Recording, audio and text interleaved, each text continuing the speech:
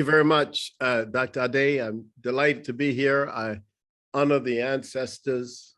I sing Oriki and Izibongo to all of them. I have spoken on decolonizing education in several venues in the world, in Australia, South America, Russia, the UK, South Africa, Brazil, Colombia, Japan, China, Canada, and of course, the USA, where the owners of the land completely lost their continent and their culture. It is always true that the worst loss is always to lose one's mind. I do not speak today of decolonizing or decoloniality because I work at freeing myself from situating Europe in the middle of Africa's historical narrative. I've urged others in the world to recenter themselves so that the narratives they tell minimize the role played by invaders and intruders. The European experience in Africa, for example, the home of Homo sapiens, is a small dot on the broad plane of 300,000 years of humanity. Most of that time, nearly 3/4 of that time spent on the continent of Africa. We should not periodize our history by the coming of the Europeans.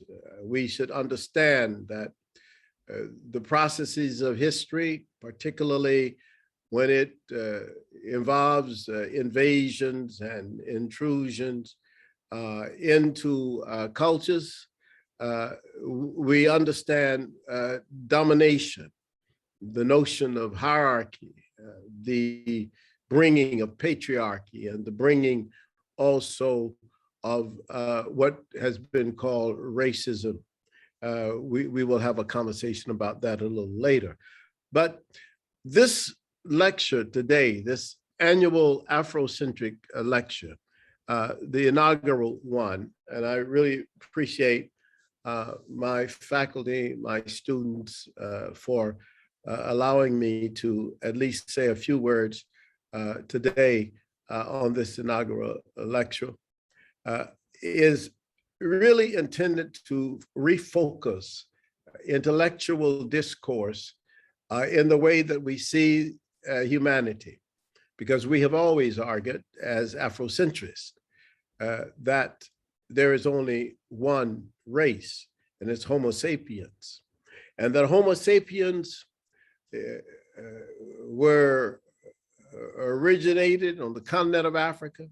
Homo sapiens developed the first civilizations on the continent of Africa, and Homo sapiens developed human values on the continent of Africa. So this is all important for us to understand that this is the very basis of our tradition, the very basis of our appreciation for ourselves and for others. But I have always thought that our ancestors, even in North America, as well as certainly around the world, have often bent like the palm trees of the tropics, but have always returned to strength. But I would like this day to lay something very heavy on you so that we take up the task for which we have been prepared. My topic, you have seen it announced, is about many things, but it's about illusions. It's about delusions. And the idea of illusions and delusions have come to me simply because when I try to assess the reality of today's world in terms of the spread of the doctrine of white supremacy, I see a lot of delusion. And I think that for some of us, there may be illusions. Illusion is a thing that is or is likely to be wrongly perceived or interpreted by the senses. You know, sometimes we say there's an optical illusion, caused by atmospheric conditions. Sometimes people see the appearance of a sheet of water in a desert, and they think it's water, but it's not water, you see? That's an illusion. And there are four types of illusions. There are tactical illusions based on touch. There are optical illusions based on sight, auditory illusions based on what we hear, what we think we hear, and there are certainly cognitive illusions. It is something that is not as it appears. And that's why I think that part of what we're dealing with, when we are dealing with the problems of the doctrine of white supremacy in knowledge and information, we now like to talk about epistemologies of the South, for example. The reason we talk like that is because we are aware of the doctrine of white supremacy that has basically dominated all Western education. But the real issue is that these cognitive illusions also lead to delusions. And a delusion is a belief or an imaginative idea that is firmly maintained despite being contradicted by what is generally accepted as fact or reality. And this is, some people say it's a sign of mental illness. I wouldn't go that far. I would just say that it's certainly on the road to someone being disassociated from what is real. And I want to state two main propositions for this little talk today. One is that the structure of education, particularly for African people, in wherever we are, whether we're in Brazil, as many of you may be, whether we are in Colombia, in South America as well, or whether we are in Lagos, Nairobi, or Cape Town, or Shawani, whether we are in Miami or Boston or Los Angeles or London, or right here in Philadelphia, where I am. The structure of our education has been corrupted by the doctrine of white supremacy. And that is a real problem. And it is a problem that leads to delusions, and particularly on the part of people who consider themselves whites. Second proposition is that the African people must completely break free from the encapsulating, stifling, and culturally demeaning educational curricula disseminated around the world by the Pan-European Academy. Even that academy that disseminates this doctrine even to African universities. I've been to many, many African universities, and I see the same Pan-European Academy that I could see anywhere else in the Western world. And it's many times that academy does not relate to what is actually happening in the African context.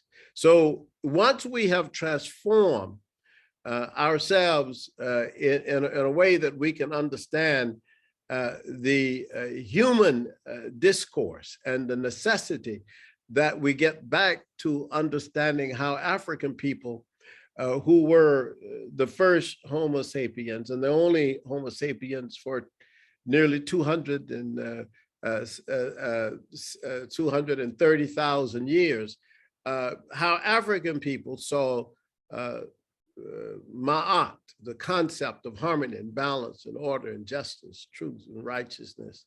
Until we get back to something like that, we cannot even reestablish the radically new African episteme. And I think that is essential, particularly for a world that has gone so wrong by virtue of Europe's domination. Therefore, I want to situate the construction of education, the construction of curricula itself in an affirming African praxis within the broader structural response to what I call a lingering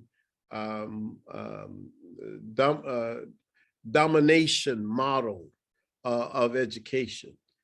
Even on the continent of Africa, we have often used the colonial curriculum model even after independence of many of all the countries now on that continent. So what that means is that we inherited, as we have in the United States, and as we have in Canada and in the UK and in Brazil, we have inherited from white supremacist ideologies the notion of a hierarchy of what we call even the hierarchy of everything, the hierarchy of humanities, social sciences, and the sciences. The divisions themselves are to be severely questioned in the Afrocentric canon. Because when we look at the Afrocentric canon, we go back to asking the questions about humanity and not about a particular race of people. It is a totally anti-racist position that we have to take. So my talk challenges the necessity for continuing the building of curriculum along the matrix of race, even along the matrix of race, gender, class, sexuality, age, ability, religion, territory, nationality, and the endless imbricated systems of classification that reproduce prevailing structures of power. I know that's a big thing. Let me just break this down for you. That the Afrocentric discourse, the Afrocentric assertion of values challenges the necessity for intersectionality. It challenges the necessity for us to break human beings into races or genders or classes, sexuality, ages, et cetera, et cetera. And really, because in the end, as Dr. Nadav and I have said in our book, Being Human Being, Transforming the Race Discourse, in the end, what we assert is humanity. And we assert that as the objective of the Afrocentric position that moves us into the realm of looking at what the very earliest African civilizations saw, the people along the Nile Valley, and how they viewed humanity. They saw differences, but they did not rank differences. This is the difference between what Europe did. The Africans knew that there were people who were lighter and darker and shorter and taller, and they recognized that. And they've already recognized that people heard different languages. But even so, it's the classification by ranking, or the ranking in order to classify, that created what we have now with this whole doctrine of white racial supremacy, which has dominated all thinking in Europe and most of the thinking that I've run into in the United States of America. That is what has to be dismantled. Not merely the dismantling of race as a cultural construct, but dismantling the racial ladder itself, this hierarchical notion that whites are at the top and that blacks are at the bottom. It is that that has to be destroyed.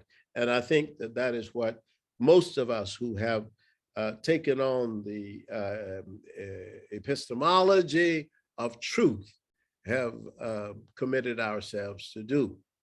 So we're talking about something that's different and radically different.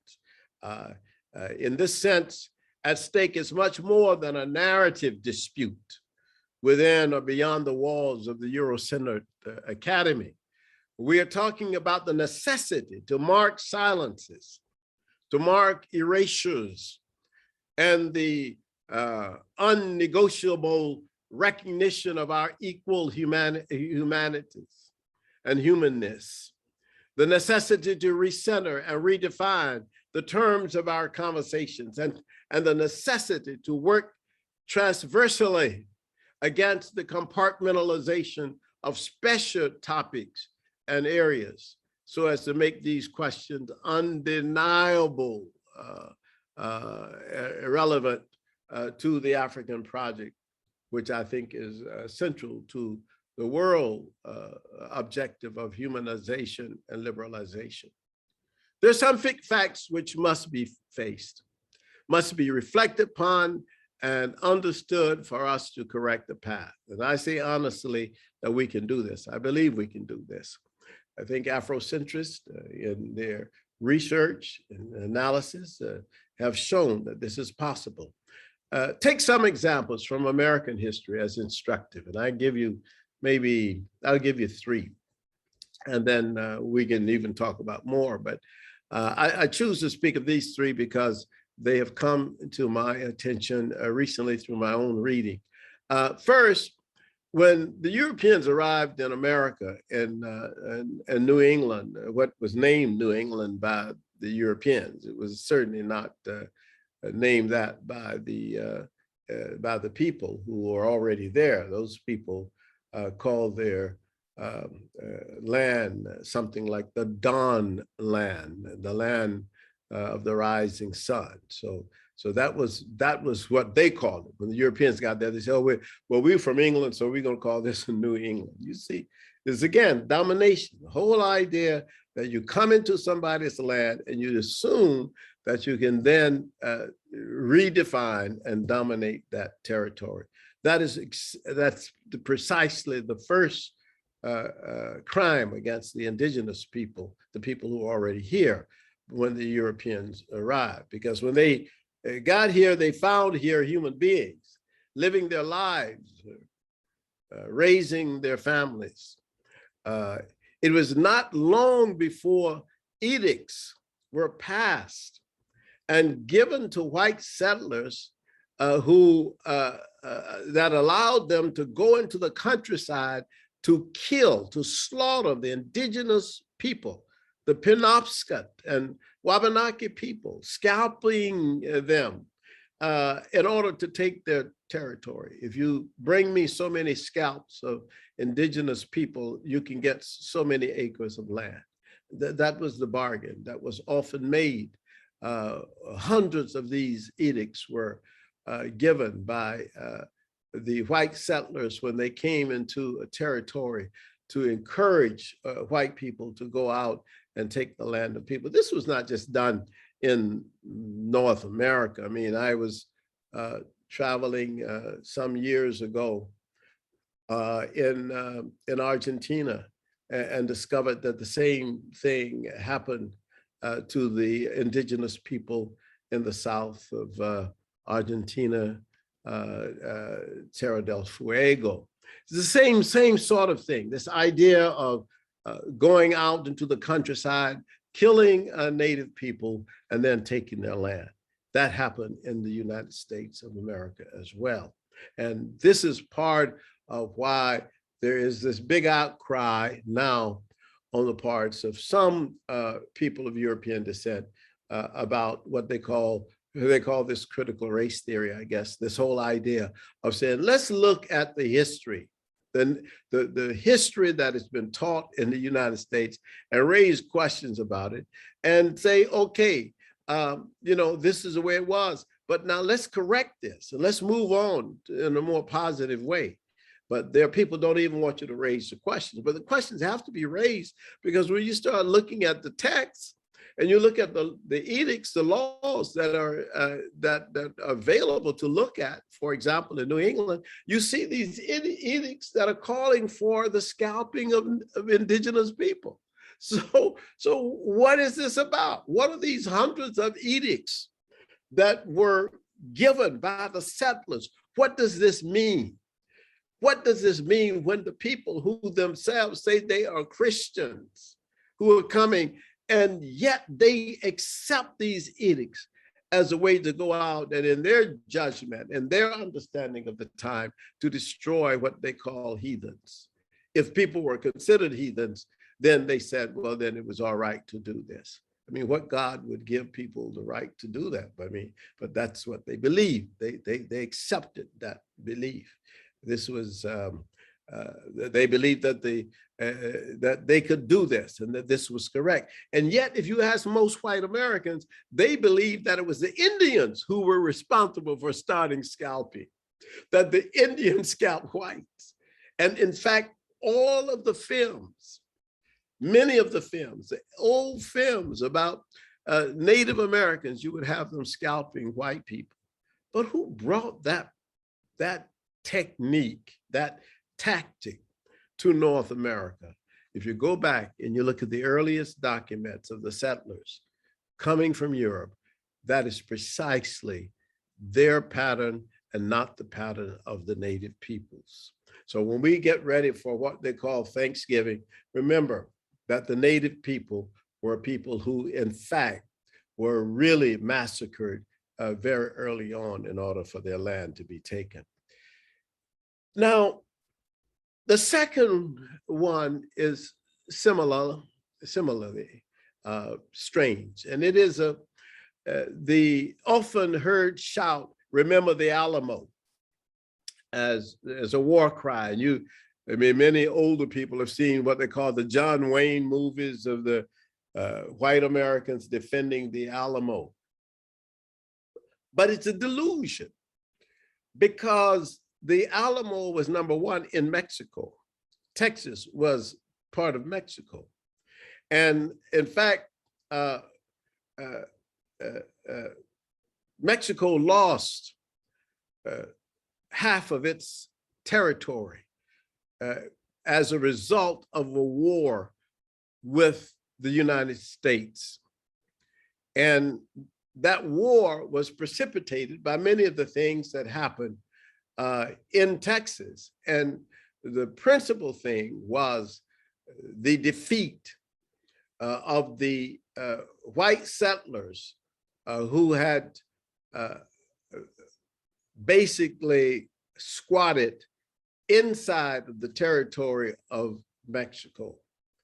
And they had squatted there for a purpose. And the purpose was to expand cotton production and to bring slavery into Texas.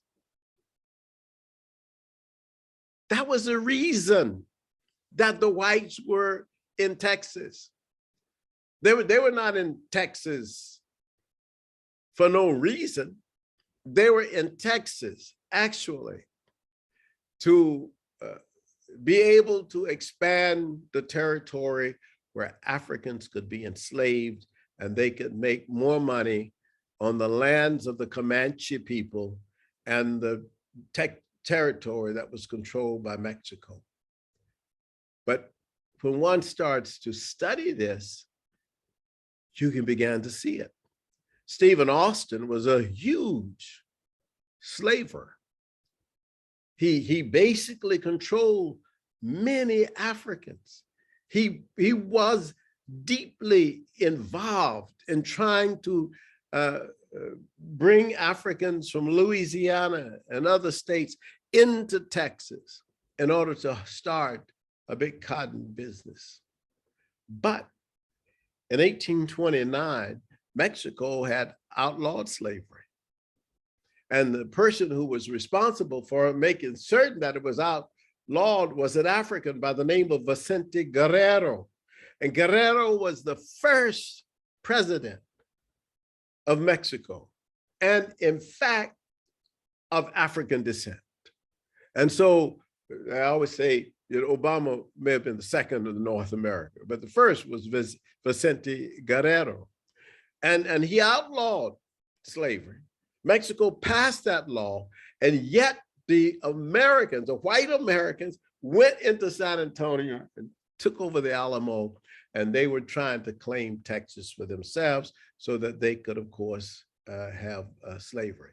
And that's why the government of Mexico and Mexico City decided to send Santa Anna, General Santa Anna, across the river in order to bring the territory back under the control of Mexico. This is extremely important. So it's not so much remember the Alamo as to really forget the Alamo, because the Alamo really was a symbol of enslavement. And in fact, according to some historians, Santa Anna wrote in his diary that they were going to punish the whites for bringing slavery into their territory. Otherwise, if you believe something different, it's a delusion. The third example, this is an example which in American history, we rarely talk about.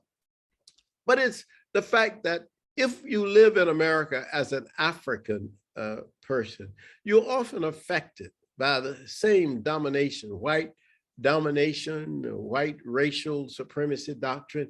It affects everything. It touches everything. It is a virus, and it's bad. It's dangerous to your thinking, to your cognitive ability. And I was thinking of the history of the Buffalo Soldiers. The Buffalo Soldiers who came out of the Civil War, having fought valiantly for the freedom of African people who had been enslaved, were sent after the war, were sent to the West to chase Geronimo and Cochise, two leaders of the Apache people. And so that this history of the Buffalo Soldiers, the Africans who were called Buffalo Soldiers, that the history of these soldiers really now is also is troubled by this notion of being at the service of the doctrine of white supremacy and the expansion of white people, basically, into the western part of the country. Along with that, I mean, I can always think of the fact that Martin Luther King Jr. was one of the biggest promoters of Mahatma Gandhi. To give Gandhi credit for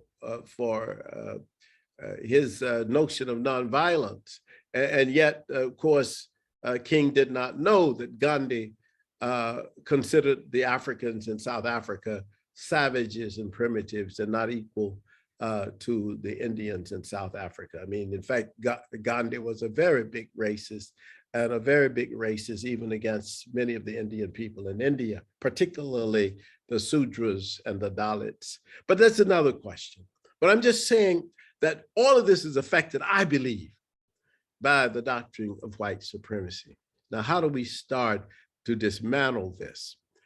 First, I think Africans have to see that we are terrorized by the construction of knowledge imposed upon us during the European conquest and domination of African people from the 15th century.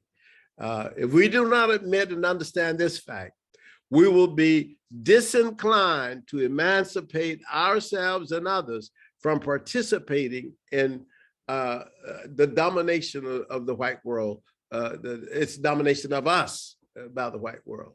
This sort of crusade for economic, political, and social domination of the world.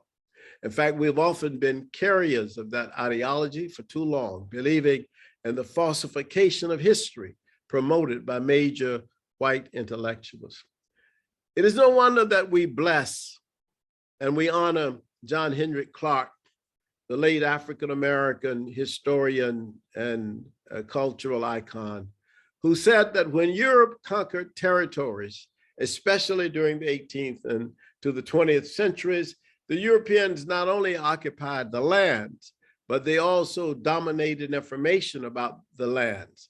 And I always say they not only about the lands, but about the people. I mean, when the Europeans conquered the indigenous people of what is now New England and basically destroyed those people, they didn't just destroy them and take their land, they also wrote about who these people were and how these people received them, et cetera, et cetera. But all of this was, of course, to support the notion of white supremacy. It is this fact that I have learned to acknowledge and I've learned to combat in our institutions of higher learning.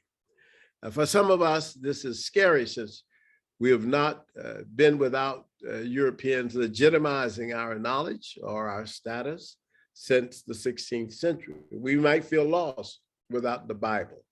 without Jesus, without David Livingstone, without Muhammad, without David Hume, John Locke, Karl Marx. But I guarantee you, African people and other people, that nothing bad will happen to you if you forget all those thoughts and dig deep into your own historical narratives for knowledge and wisdom. After all, we have practiced knowledge longer than any people on the earth. Do you think that we had nothing of importance to teach about spirituality, creativity, family, geography, mathematics, geometry? When it was Africans who first named the stars. It was Africans who first gave names to the days of the week. It was Africans who created the calendar and gave meaningful names to children that reflected ancestors. What I call for, and I've called for this for now 40 years, and I've been credited with expounding the idea of Afrocentric knowledge, that is, knowledge that derives from narratives that center Africans as subjects of questions, and principles in history, and agents in all political, environmental, economic, cultural, and social actions, so that we can understand who we are and what gifts we bring to ourselves and to the world. And so what I've called for is that we not be marginalized, don't marginalize ourselves, but that we see ourselves as at the very beginning of human history. And our children do not so much have to go get knowledge, since they are born into a world of knowledge, often dismissed, often hidden, often erased, often eliminated by Eurocentrists, who may be white or Black. One does not have to be white to be a believer in the doctrine of white supremacy. There are thousands of Africans and Asians who are participating in the world of pan-European construction without realizing that they are burying their own ancestors. I personally, as you know, some of you, I have been influenced by many people, Herbert Vilakazi, Archie Mafeji, J.A. Shofala, Steve Biko, Thabo Mbeki, Mangalizo Subukwe, Simpiwe Asante, Lahosa Malloy. I've read deeply in the works of other Africans like Chinwezu, Ayakwe Arma, Ngugi wa Thiong'o, Maulana Karenga, Ivan Van Sertima, C.T. Cato, Amma Mazama, Danny Nabaderi, Winston Van Horn, and Marima Ani. I've even learned from those with whom I've debated, such as Cornel West, Henry Louis Gates, Kwame Gyekye, Ifeanyi Menkiti, and Ali Mazrui. However, I was personally inspired by Sheikh Anta Diop, whom I traveled to meet in Dakar in 1980, and enthusiastically told him that I wanted to follow his path as an intellectual and defend Africa, whereupon he said to me, "Young man, Africa needs no defense. You must advance, always advance." At that point, there was nothing more for me to do than to interrogate every instance of African life, particularly as that life was encountered European life and understanding. And if the subject was time, I wanted to know how and why we created the first calendar along the Nile. If the subject was human anatomy, I wanted to discover how Africans mastered mummification and the biology of human beings. If the subject was literature, I wanted to go and see for myself the writing on the walls of the pyramids, where Africans had written some of the earliest pyramid texts. I wanted to see that for myself. I wanted to see the papyrus for myself. I wanted to learn the language myself. I studied the language. I wanted to teach the language because I wanted to go back way before Greek was ever spoken. Thousands of years before Greek was spoken, we can see that African languages were at the very beginning, very hard of human civilization. So I want to just bring this. I'm gonna say a few more words and then bring this to it. And Carter Woodson wrote a book called "The Miseducation of the Negro." Boy, it's getting to be a long time ago, almost 100 years ago. Not quite 100 years, not really, but at least 90.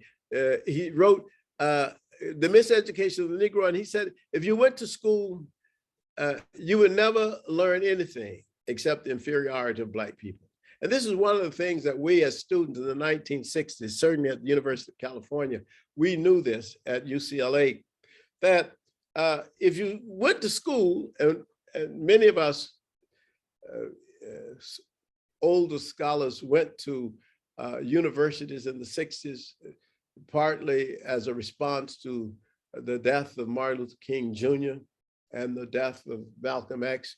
Universities opened their doors to us, and we went in. But the one thing we saw very early on was you learn nothing except the inferiority of Black people. This is all they teach. What we saw was white studies everywhere. This was the real shocker to us, particularly in the South of the United States, where we had been in schools where people knew a little bit, but they knew enough to know that Africa was a home of civilization. Mr. Tharp, my 11th grade history teacher, knew that. He knew enough to understand that the Paras of ancient Kemet were Black people. He understood enough about Africa to know about Great Zimbabwe. So they knew about Mansa Musa. They had this knowledge, and they could teach us some things and give us inspiration. And this knowledge came to them sometimes piecemeal, but it came to them. But when we got to the universities, dominated by European thinkers and European teachers, there were no Black people in psychology. In the textbooks, there were Black students, but there were no Black people in the textbooks. There were no Black theorists. There were no Black scholars or philosophers in political science that they exposed us to. We were not exposed in sociology to great Black thinkers about transformation of societies. We were in classes and subjects and fields in education. And in those days, we didn't learn about the men and women who basically taught the world from Wasset. We didn't know about that. They didn't open that door. When I took Greek classes with Prentice Meadow at UCLA, and he talked about the Greek miracle, he didn't know anything about Africa, and he admitted it. When I questioned A.J. Ayres, the outstanding British philosopher, about African philosophy, he admitted publicly, young man, I know nothing of African philosophy. This is what African-American students immediately found and discovered. And that's why Black studies became the cry of the students, because we remembered what Carter Woodson said. He said, you would never thereby learn that Africans first domesticated the sheep, the goat, and the cow. That Africans developed the idea of trial by jury. That Africans produced the first stringed elements, or rather instruments, and gave the world its greatest boon in the discovery of iron. You would never learn that if you went to school in America. or in colonial Africa, you see. Sheikh Anta Diop of Senegal, our greatest intellectual of the 20th century, wrote, "The future of Blacks all over the world is interconnected. Black people must find a way to articulate this historic unity." Wade Nobles, the preeminent African psychologist in America, wrote in Kemet and the African Worldview that the political control of knowledge is the necessary condition for white supremacy. The political control of knowledge is the necessary condition for white supremacy. Maulana Karenga, founder of Kwanzaa, wrote in Introduction to Black Studies that the task of the Black scholar must be to rescue and reconstruct Black history as well as humanity. And I think that they were all in line with Steve Bantu Biko, the father of Black consciousness movement, when he wrote in I Write What I Like, "We are aware of the terrible role played by our education and religion in creating amongst us a false understanding of ourselves." These are conclusions of great African intellectuals. These statements are profound, you see, in terms of our mental emancipation and in terms of what we assert as human beings. And I just want to cite Chinwezu, the Nigerian philosopher, one of my friends, who said that our challenge is to bring our people to the point where they automatically question the opinion of enemy experts. Why should we assume that the enemies of Africa, those who placed Africa at the bottom of the racial ladder, will liberate Africans intellectually when their goal is to make Africans Europeans in everything but color? So we asked this question, and I asked you this question about education. Who is older, the Greeks or the Egyptians?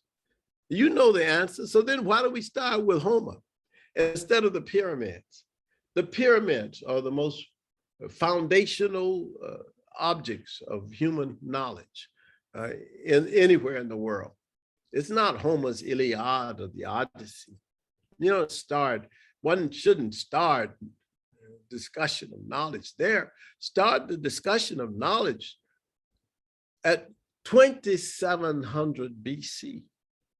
Not at 800 BC, 2700 BC, the building of the pyramids. There's nothing in antiquity greater, more profound, more foundational to human knowledge than the people who came up with the geometry and literature and mummification, meaning chemistry and anatomy, the study of the human body, and, physical body.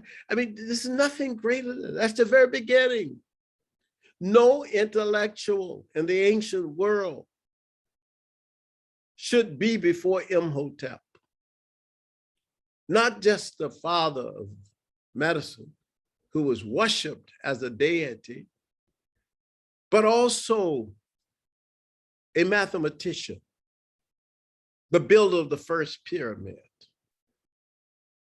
a singer of poems. And yet, most people have never heard the name Imhotep. So I don't begin anything with Homer. I think Homer did the right thing when he said that the greatest, the most handsome, the best people were in Africa. So we learning from white supremacists that Africa should be hated in its originality. Many Africans despise the ways of our ancestors without ever interrogating them, because we had only heard that from white people. We hated our bodies as seen in relationship to white bodies. We despise the beautiful ways that we decorated our bodies with colors and textures and preferred other styles of those who had conquered us. In effect, we became misaligned with our own history, with our own culture, our ultimate beingness. This was not our choice. We were forced into it, believing that modernity had something to do with whiteness. And in fact, actually, there wouldn't be any modernity without Africans. When Thomas Macaulay spoke of the colonized Indians, he envisioned creating a class of persons Indian in blood and color, but English in taste, in opinions, in morals, and in intellect. Why are we trapped in this cocoon? I think the tragedy is that some of us do not even know that it's a cocoon. Harriet Tubman, the greatest figure in African-American history, was credited with rescuing hundreds of people from enslavement. But when some people said to her, Miss Tubman, you are the epitome of courage and ingenuity, she said to them, it is true that I have rescued 1,000 from slavery, but I could have rescued thousands more if they only knew they were enslaved. As it is with our many academics that I know, we do not know that we have been boxed into a Eurocentric framework that desacralizes our ancestors while it venerates Europe in our brain. That is the problem. This is why I say the university is the keeper, alongside religion, of this notion of dominance, asserting delusional and illusional materials, maintaining the structures of legitimacy, and handing out prizes to those of us who best fit the model of Europe. Transformation is not only possible, it is essential to our psychological and cultural health. So in conclusion, in this first lecture, certainly there's far more to say and far more to do. I just want to say to you that the dismantling of the racial ladder is our first step. It is the confrontation of all forms of discrimination, all forms of persecution, and all forms of the attempt to inferiorize people by what is called ethnicity or class or race or gender or sexuality. We have to assert more vigorously than ever that there's one humanity, Homo sapiens, and that the aim of Homo sapiens from the very beginning of civilization was to arrive at the point of ma'aticity.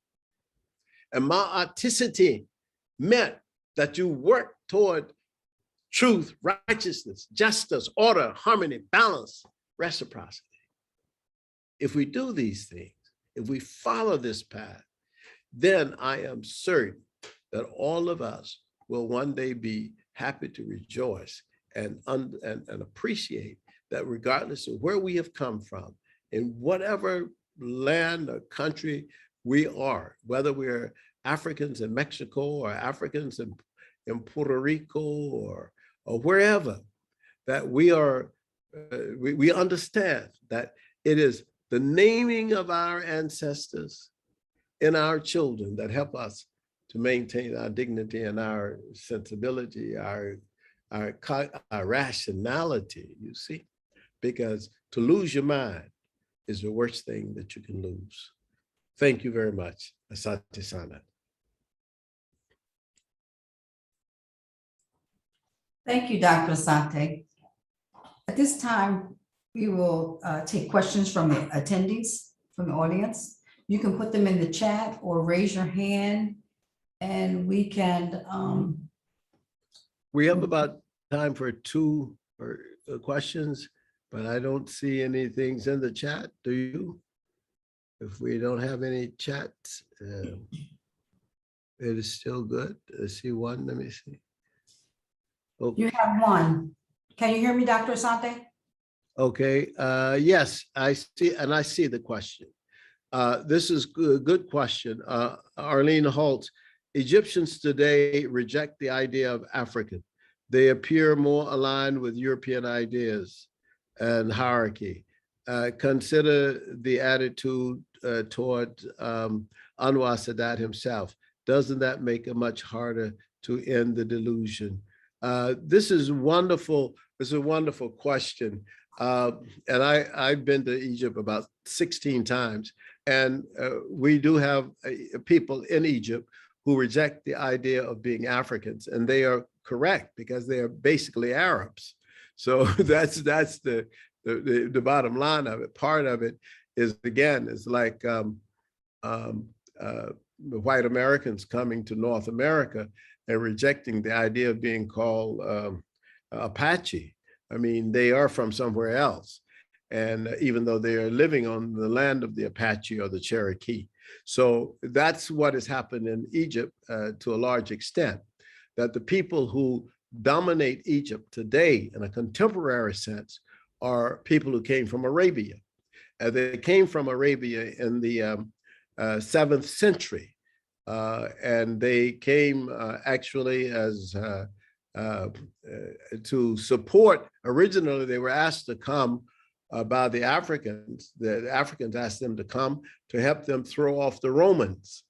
And when they came into Africa from Arabia, General Al-Az, A.S., who was the Arab leader, came in and helped the Africans get rid of the Romans, and then decided to make his own conquest of the Nile Valley.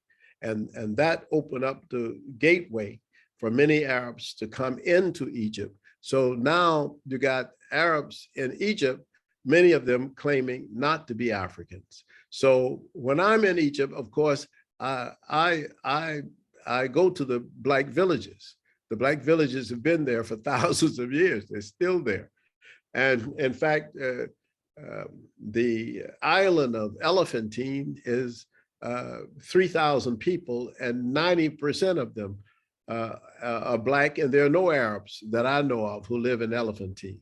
So there are many anomalies, I mean, many things there in Kemet, but this idea of Africans, or rather Arabs not claiming to be Africans, that is correct, and that is true. However, that doesn't matter to those of us who know the history, because we know, yes, it is true that the Arabs did not build the pyramids.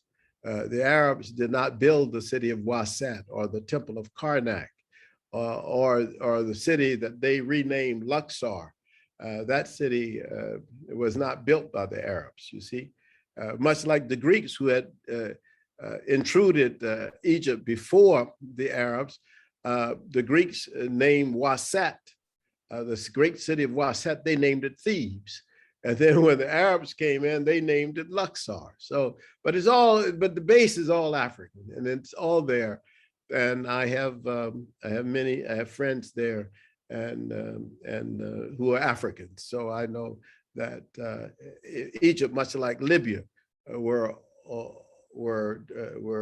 Black places, Black countries long before they were Arabs. So that's one question. Then there was another question had to do with how do we help people who are so attached to Christianity, unafraid to get rid of it, and Jesus. Well, I think if you get rid of religion, it won't hurt you. I've never known anybody to be hurt by getting rid of Islam or Christianity or Judaism. It's not a danger. I mean, there's nothing going to happen to you that wouldn't have happened to you anyway. So I think that really, to be honest with you, I think that at the root of white supremacy is religion. And I think that, or at least if you look at the Hindu religion, for example, with the creation of the Varnas, the so-called castes, from the lighter complexion to the darker complexion, is a racial ladder as well. And that was created by the Indo-Aryans invading India and creating this situation. And then, of course, even with Judaism, you get this whole question about the children of Ham and so on, and the hewers of wood and the carriers of water and all that kind of thing, or the doctrines of Islam with the heathens, or the people who are slaves as abd, the word abd, abdel, abdul, and so forth. All these things are hidden in the religion. And if people believe in those doctrines, in Christianity, servants obey your masters, whatever. If you believe in all of that, then of course it has an impact on your brain. Fortunately, I've spent years releasing myself from all those kinds of attachments, because it doesn't help you. It doesn't mean you're more successful, or it doesn't mean that you are you're going to advance further. The only way we advance in terms of our humanity is to live as the ancient African people understood, to live a life of ma'at, to look for balance and harmony, to look for truth and righteousness, to be fair, to take care of yourself and be kind to other people. That's the basis. Beyond that, what else is there to know in terms of values, you see? So that's the way I respond to that question. And then someone else asked another question. Dr. Asante, Yes. you have one. Can Dr. Asante explain critical race theory? Yes, I can. Okay, that's okay. Yes, critical race theory actually is a philosophy or a system of thinking that was proposed by legal scholars, African-American legal scholars, who's studying the law, teaching the law in law school. And as they're looking at racial discrimination, they see that racial discrimination in the law, it does not just affect a particular situation. It's in all the systems. It's in the corporate world. It's in the religious world. It's in the educational world. It's everywhere. America breathes. The breath of America is this racism. So the critical race theory says, you know what? So we can't just look at race in a separate way. We have to look at race and class, race and sexuality, race and gender, and so forth and so on. So this is where they came up with the doctrine of intersectionality. And these were people like Kimberly Crenshaw and Derek Bell, and there's several other strong African-American theorists, philosophers of law, who have said that in order to look at this question of race, you got to look at all the intersections with race. I mean, in terms of work and jobs and religion, all this stuff interacts. You see, it's a whole system. And so that's one thing, but that's totally different from what the reactionaries are doing. The reactionaries are really responding to what they believe is a critique of white supremacy. And that's their response. So anytime you critique white supremacy, they will holler critical race theory. I don't want them to be teaching my children that white people killed the Indians. Well, they did. So let's deal with it. Let's deal with it. You know, there may not be any answers that would be satisfactory to people, but people must know the truth. Things happen, and they did happen. It's a historical fact. So if we did this, if you can say, if you guys did this, what kind of repayment now is necessary? And that's why what Joe Biden did with the so-called Indian tribal territories and leaders recently, by saying we're going to do what we can to stand these people up, to repay them for the fact we took a whole continent from them. That's correct to do. But it's not correct to say we didn't do anything to them, we just killed them. And we don't want anybody to don't raise any questions about the fact that we killed them. No, you can't do that. But that's what, when they say critical race theory, when you hear someone say, I don't want my children to learn critical race theory, what they're saying, I don't want my children to learn that the Alamo was really about white people protecting slavery. They don't want their children to learn that, you see? So any books that say, well, Stephen Austin was really trying to get territory to raise cotton and to enslave the Africans, bring them over into Mexico. No, they don't want that. Of course, and of course, America took, as I said earlier, half of Mexico's territory away from it. Thank Okay. you for that. Dr. Asante, in the Q&A, Alex asked, thank you so much for the great talk. How do you distinguish and engender Afrocentricity and Pan-Africanism in your teaching and lived experience? Well, Pan-Africanism and what was the other question? Afrocentricity. Oh, okay. Afrocentricity is a theory that asserts that African people must view themselves as subjects of human historical narratives rather than being on the margins of Europe, that we interpret things from the standpoint of our own agency, our own action as people. And we say that Pan-Africanism is the doctrine that all African people and all African nations ought to be united. For example, there should be one continental Africa, and that you should have one passport which says Africa, that you wouldn't have to get a visa to go from one African nation to another, that there should be one currency, maybe the Afro, that there should be a official language, of Africa, and that all African people who have been spread around the globe because of enslavement and domination and oppression should be allowed to return to the continent of Africa and be and have African rights and responsibilities. This is Pan-Africanism, but we argue that in order for Afrocentric, and I argued this in my book last year, the Afrocentric Pan-Africanist vision, the book is called the Afrocentric Pan-Africanist vision, is that in order for Pan-Africanism to exist and to be fruitful and energetic and to invigorate the African world, it has to have an Afrocentric base. In other words, Afrocentricity, or rather Pan-Africanism without Afrocentricity is a slogan. But in order to overcome the sloganizing by saying I'm for Pan-Africanism, you have to say I'm for an Afrocentric Pan-Africanism.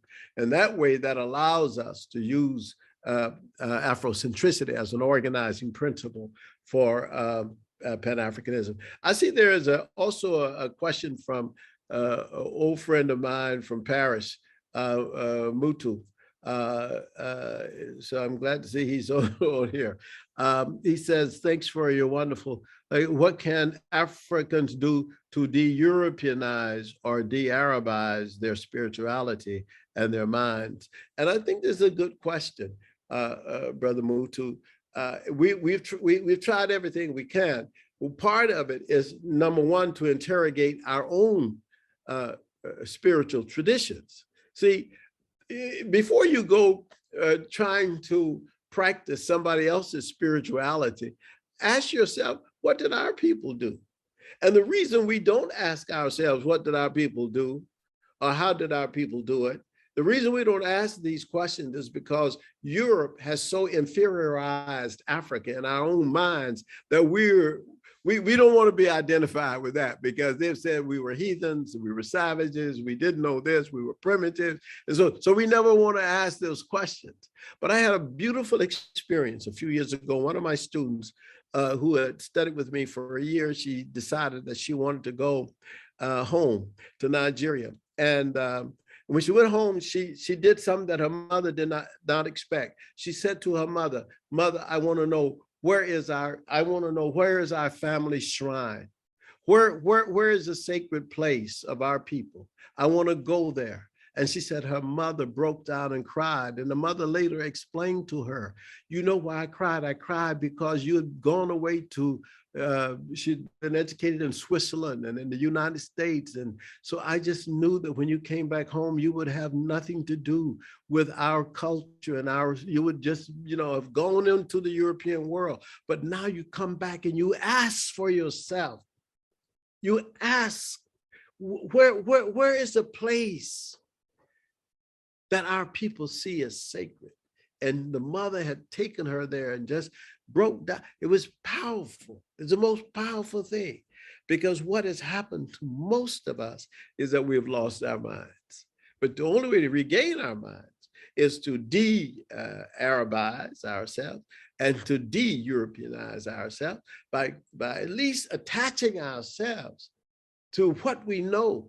And I don't even tell people, you don't have to, people don't say you got to practice Catholicism the same way they practiced it in the 12th century.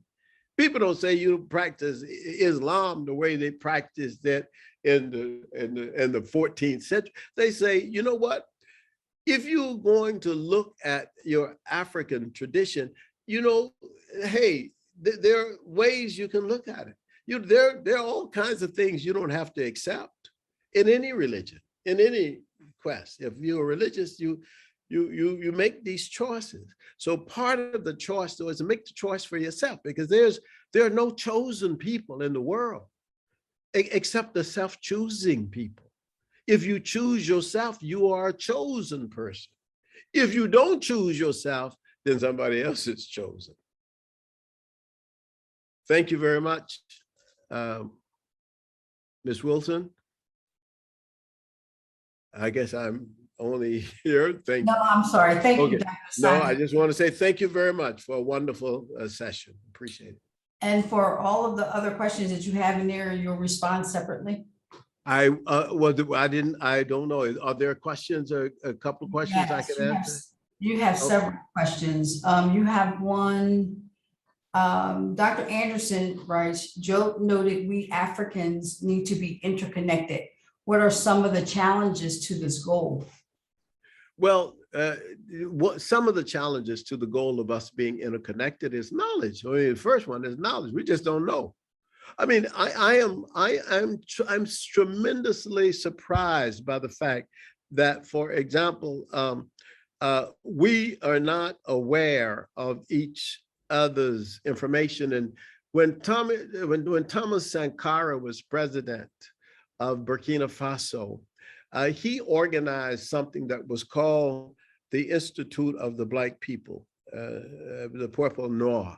And I was invited to this meeting along with several other of my colleagues and peers. And we went to Burkina Faso, to Ouagadougou for this. He had been killed, unfortunately, a few months earlier. And but they still had this meeting. And the Institute of the Black Peoples was sponsored by UNESCO. And its purpose was to have one place where information about the African world could be disseminated in many languages. For example, if the people in Brazil, you got 100 million Black people who live in Brazil. If those 100 million Black people who live in Brazil and who basically speak Portuguese, if those Black people wrote something, it ought to be sent then to the Institute in Ouagadougou, translated into other languages, and disseminated to the rest of the Black world. If people wrote something in English, sent to Ouagadougou, translated into other languages, and sent to the rest of the world. This was the idea that Thomas Sankara had. And unfortunately, truly unfortunately, after his death, the organization wasn't able to survive, but it was the dream. So part of it is, and what he wanted to do, if Black people are living, for example, we had a student to do a dissertation here at Temple on Afro-Mexicans, and she discovered that there are more than 200 villages, predominantly Black villages in Mexico. So, but if you don't know that there are 200 Black villages in Mexico, over 200 Black villages in Mexico, and you live in Colombia, which is further south, you skip over Mexico coming to the United States because you've heard of the Black people in the United States, largely because of the political power and economic power of the United States of America itself. That's why you've heard of the 40 million Blacks here, but there are just about 40 million Black people who live in Colombia. And there are also, as I said, 100 million Black people who live in Brazil. So part of this, we don't know each other. And the Black people who are living in Europe, I mean, in Germany, in France, in Russia. When I went to Russia, in last February 2020,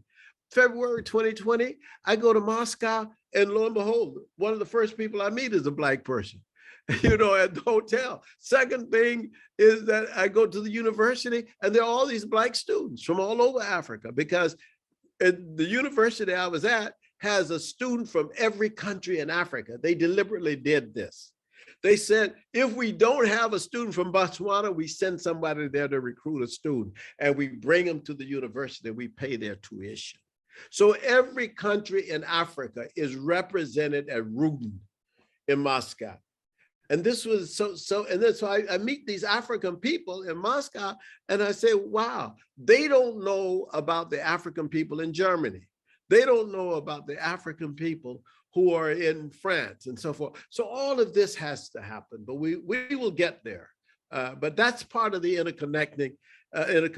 And I think that Dr. Anderson, who asked that question, who is one of the leading experts on Afrofuturism, contemporary Afrofuturism, he's doing a big job himself in bringing us together. And I really appreciate that. Do you have time for one more? Yes, I do. Okay, so Charlotte, I can't see her last name. She asked, how do you help people who are so attached to Christianity and are afraid to let go of it and Jesus? Well, you keep working with people. You see, Christianity was forced upon us. It was not even our choice. We didn't choose it. We didn't choose Islam. They were forced on us through the gun and through threats. And African people were enslaved by both Muslims and Christians. I ask myself, I don't even understand it. I don't understand how Black people can be either. That's just I don't understand it. I'm not saying it's not understand. I'm sure somebody can make sense of it. I can't understand it. How in the world can you take on the concept of God? Because the concept of God that was given to you by your slave master. How can you, people who think of you as savages and primitive, no, you can't do this. That is the problem. But what it is that I don't know. I'm not quite sure. I can only use myself as an example, and that is that I read myself out of it. I thought myself out of it.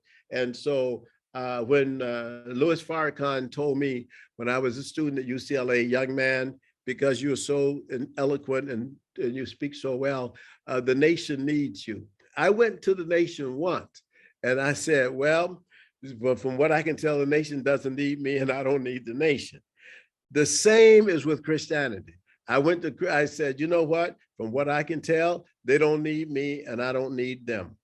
Because my goodness comes from the fact that being a human being who believes that if you are good and kind to other people and you take care of yourself, what else is there?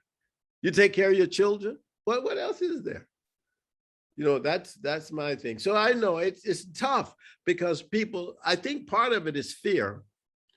And I think what the fear is the fear of dying, but we're all going to die. So I don't have that fear. I think that that is, I mean, the thing is that if that's the thing, then you have to overcome that. And maybe people don't ever overcome it. But for me, I think that that's not a issue. I'm willing to live fully. Thank you, Dr. Asante. Dr. Asante, thank you very much.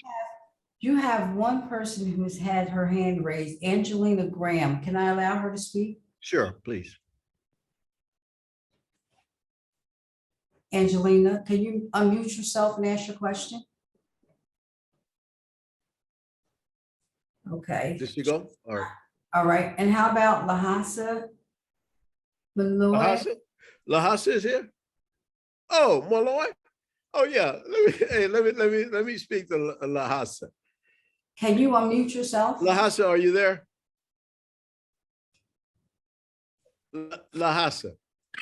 The reason I want to speak to Lhasa is because I do owe him a letter and so on, and I want him to know that I'll take care of it. So this is Angelina. Can you hear me? Angelina, yes, I can. Yeah, I'm so sorry. I wasn't expecting to be called. That's all right. So, first of all, I'm always enchanted. I don't have enough words to give you to appreciate that you guys continued this series online. And the story that you shared with us about your student who went home to Nigeria and spoke with her mother about the shrine, that really hit me. And I've been to Africa 4 times myself. I went to Ghana, and I felt similar when I went to the slave dungeons. I don't call them castles. Yes, yes. And I felt like I had hit the shrine. Yes. And I didn't have that language, though, so I really appreciate it. I'm a womanist by scholarship, and I'd like to use that terminology in the title of my dissertation. And I just wanted to ask, I know you probably would never see it and never know about it, but it's very significant that we find our shrines.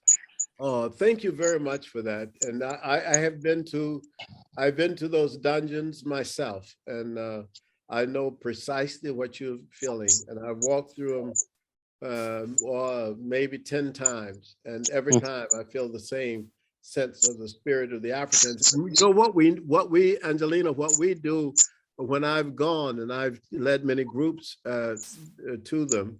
Whether they're in the one in Senegal, you can go to the one in Senegal, Gorée, or the one Elmina and Cape Coast Castle in Ghana. They're the ones that are popular. But you go and you curse the door of no return. I go and we curse the door of no return. We said we left through these doors, and they call you the door of no return. But look at us, we are back. Okay? Yes, sir. So the next time you go, that's what you do. You go, you say, we went through these doors, but we are back. Yes, sir. All right, thank you. Thank you, sir. All right, thank you. So Lhasa, Dr. Malone. Yes, Prof. Can you hear me clearly? I can hear you clearly, and I want you to know that I owe you something. I will write to you. Prof and the rest of the colleagues that are listening, I'm down here in South Africa. The fire of Afrocentricity continues to provoke conversations that are eternal. I remember very well as I had lunch with you in Temple, Philadelphia, Pennsylvania, when you said to me, as much as you have come to love Afrocentricity, but it will be incomplete until you go down back to the civilization of the Nile Valley. Looking into the triple heritage written by Ali Mazrui, I saw part of his writing, he was somehow conflicted about your point that sought to resist Arab pile up on top of African ancestors. And in a way, in the 15th centuries, when Europeans then invaded Africa, we had the East and the West on top of African ancestors. And coming from the evangelical colonial background of having been a Baptist preacher, I had a time with you in which you shared to me a poem that if you were an African dictator, what would you do?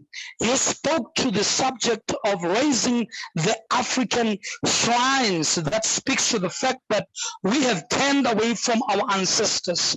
And I do believe that even those who engage theologically must help us to redefine God from the Afrocentric perspective, which is the fall of the European God as a hold that has actually crept us. And I believe that once we pass through that ceiling, African people will basically begin to resurrect. I've basically started a work with school children in which I'm beginning through the work of Dr.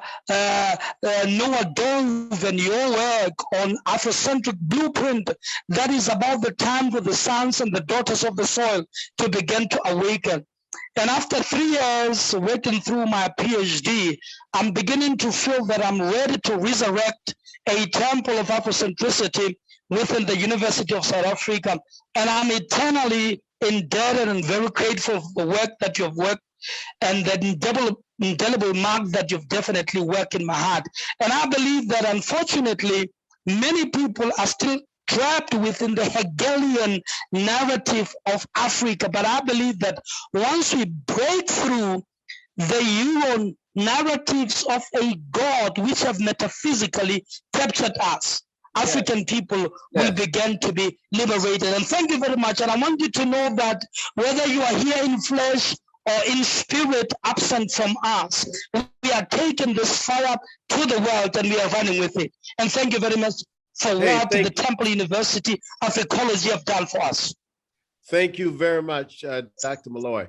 Dr. Malloy is one of the outstanding Afrocentrists in South Africa. He's a great brother of mine, younger brother of mine. I'm devoted and dedicated to his work as well. He and Brother Asante in South Africa and the brothers and sisters at several of the universities are doing very strong and powerful work. And and Dr. Malloy, his book will soon be coming out, hopefully, of either Routledge or Anthem Press. He has written a very powerful work.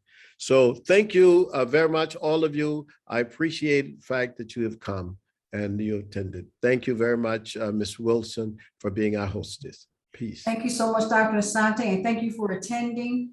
You can view any of our webinars through our YouTube channel, and please don't forget to subscribe. Thank you. Bye-bye. Thank you.